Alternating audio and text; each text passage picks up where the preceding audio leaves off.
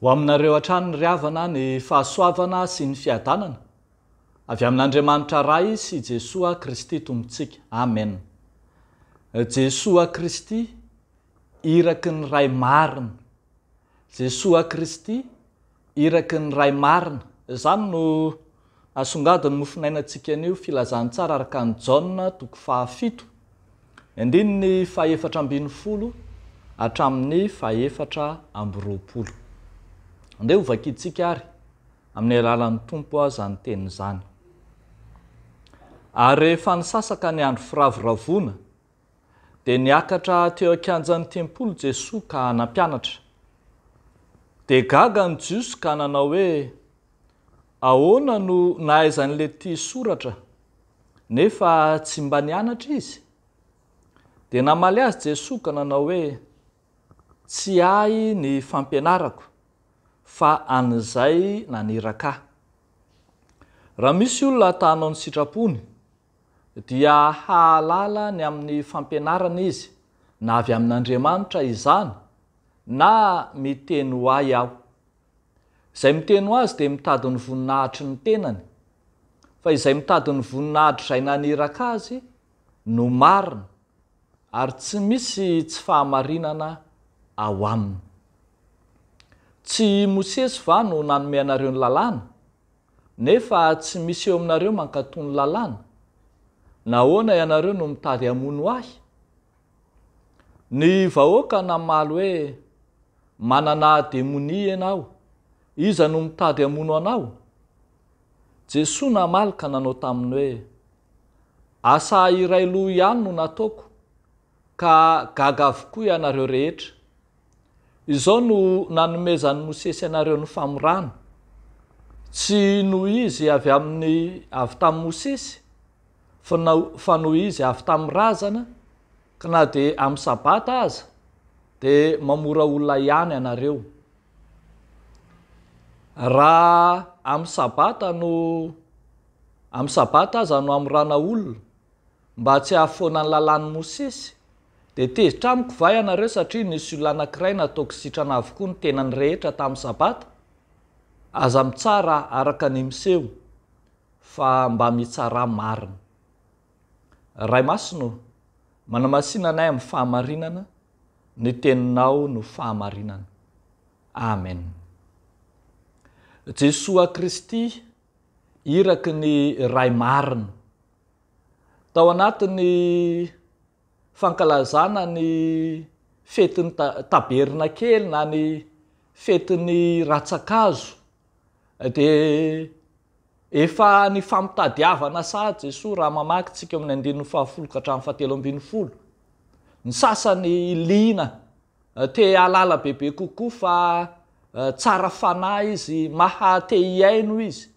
Ny sasany te amandrika azy, te anometsiny azy. Fotoana tokony isehony amin'ny vahoaka, izao andro mahabe olona eo amin'ny ao Jerosalema izao. Raha tsy hivitsika ry havako ny fetin'ny tabernakely dia fotoana izay ahatsiarovana ilay fivezivezena tany anefitra fa izay. Ny vezivezy tany anefitra nipetraka tao anaty trano lay, kanefa nomen'Andriamanitra izay rehetra nilainy, tsy nisy nahory azy ireny, kanefa na izany aza dia tsy niaino amin'ny Mosesy ny olona. Eto dia mampahatsiaro Jesoa fa iraka marina avy amin'ny ray izy, ary ny zavatra rehetra ataony dia tsy manambara ny tenany fa manambara ny rainy.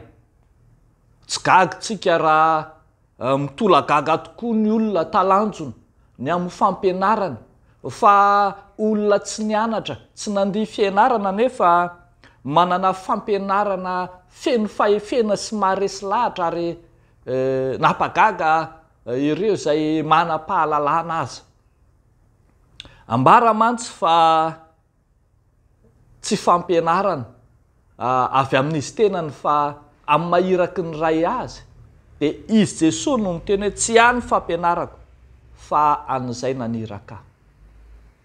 Tsy gaga isika raha milaza fa iraky ny ray Jesosy, satria dia tsy manambara ny tenany izy fa manambara izay naniraka azy ary tsy mitady ny voninahitry ny tenany fa mitady fa mikatsaka kosa ny voninahitry ny ray izay naniraka azy. Dia marina arak'izany fa ny voninahitry ny ray ny marina ary tsy misy tsy fahamarinana ao anatiny. Zany ny voninahitry'Andriamanitra ka tsy azo omena tsiny, tsy azo tsikeraina, tsy azo izay ampitahaina amin'ny voninahitry zao tontolo zao koa aza. Natezitra ny olona zany ka nilazany fa manana demonia izy, kanefa misarika ny sain'ny olona Jesosy tsy hijery ny amin'izay hita maso kokoa sy ny endrika ivelany. Ny tenenany hoe aza mitsara ivelany fa mitsara marina. Fa nareo koa aza nomena ny lalàn'ny Mosesy kanefa tsy misy manaraka ny lalàn'ny Mosesy. Ary manatanteraka ny famorana amin'ny andro sabata. Ka inona moa ny olana raha nanasitrana amin'ny andro sabata Jesosy? Ry havako malala, ny marina dia tsy andeha handoto ny tsy marina fa tsy toetra sahazan'ny marina zany. Ny tsy marina dia vao maika koa aza tsy andeha handoto ny hafa satria izy aza tsy marina. Noho izany dia tsy manana zo ny amin'ny hifampitsara ny mino, fa misarika kosa ny sainy rehetra hibanjina an'ilay Jesosy Kristy iraka Andriamanitra. Nirahana hoe aty ambonin'ny tany izy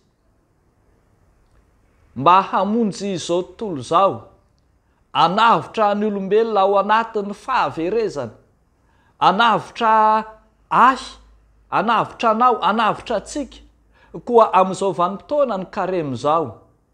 Tena fotoana mety indrindra atsapatsika fa Jesosy iraky ny ray marina no ankalazain'ny fiangonana. Jesosy lay iraky ny ray no tonga hamonjy izao tontolo izao. Jesosy lay iraky ny ray no ankalazantsika tsy ho ela ao anatiny vanim-potoana ny herinandro masina. Lay nanana fandavan-tena tsy misy toa azy. Lay nanana ny fanetretena ka nanaiky hatramin'ny hazo fijaliana, nanaiky hatramin'ny fahafatesana, nandatsaka ny ainy, nandatsaka ny rano ho ahy sy ho anao.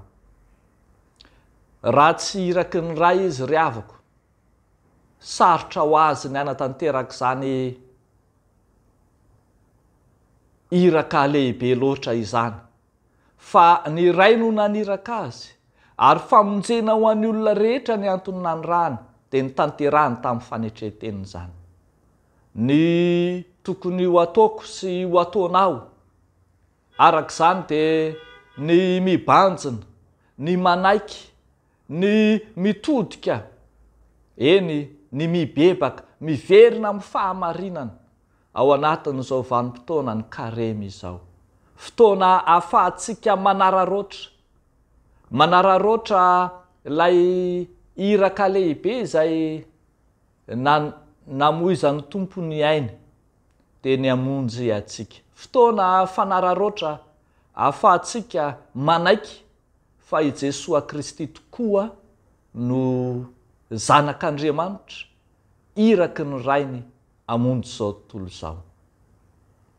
Dia ho an'Andriamanitra irery ny voninahitra. Amen. Ivavaka isika. Efa tonga tetỳ an-tany ianao Jesosy hamonjy, hitady sy hamonjy ny very. Tonga ianao nanatanteraka ny iraky ny ray mba hamonjy izao tontolo izao. Misaotra Tompo ny amin'ny fandavan-tenanao, ny amin'ny finiavanao, ny amin'ny fanoloranao ny ainao ho anay. Izay kosa manomboka amin'ity an'io ity dia mametraka ny fiainanay matoky anao zahay fa ianao no Andriamanitra. Apetrakay ampelantananao ny fiainan'ny kristianina tsiraray avy, ireo mpino marobe izay miandrandra ny famonjenao, ireo anatin'ny olana, ireo anatin'ny aretina, ireo miatrika fanadinana, ireo misedra sarotra amin'ny asany, dia samy entinay eo anatrehanao. Dia amin'ny anaranao Jesosy Tompo, nanaovanay izany mivavaka izany. Amen.